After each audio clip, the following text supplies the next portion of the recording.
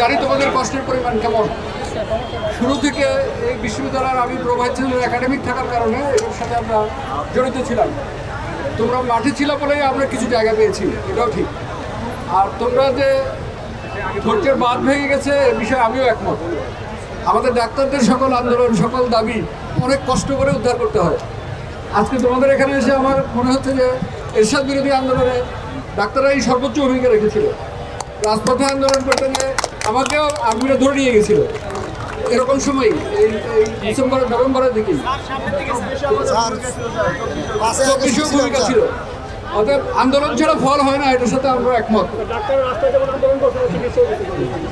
একই সময় ডাক্তাররা রাজপথে আন্দোলন করছে, চিকিৎসাও দিয়েছে। তার মানে হচ্ছে কি, ডাক্তার তার অধিকার আদায়েও সক্ষম, আন্দোলন করতেও সক্ষম, আবার জনভোগান্তি দূর করতেও সক্ষম। একই সাথে মানুষ যখন কষ্টে পড়ে ডাক্তার সবার আগে সেটাকে উপলব্ধি করে। স্যার না খেয়ে বেঁচে থাকতে সক্ষম না স্যার ডাক্তাররা। এটা ঠিকই বলেছো। আমরা জানি আমরা এ কথাও পর্যন্ত বলেছি, পৃথিবীর একটা দেশ নাই যেখানে রেসিডেন্টসদেরকে একটা লামসাম ভাতা দেওয়া হয়, যেটা অনেক অফিসারের ড্রাইভারের ভেতরে চাইতেও কম। আমি এরকম শত শত উদাহরণ দিয়েছি।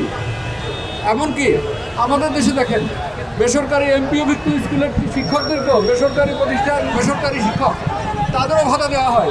আমরা আপনাদেরকে বলছি, আপনাদের পক্ষে আমি এই বিশ্ববিদ্যালয়ের ভাইস চ্যান্সেলর হিসেবে আপনাদের পক্ষে কথা বলার জন্য আমি এখনই আবার যাব মন্ত্রণালয়ে। আমরা আশা করি যে আপনাদের দাবি পূরণ হবে। আমরা আশা করছি যে আপনাদের দাবি পূরণ হবে।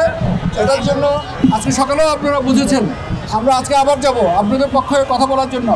আমরা আশাবাদী আপনারা একটু সময় দেন আমাদেরকে এই লিখিত দাবি আদায় করার জন্য।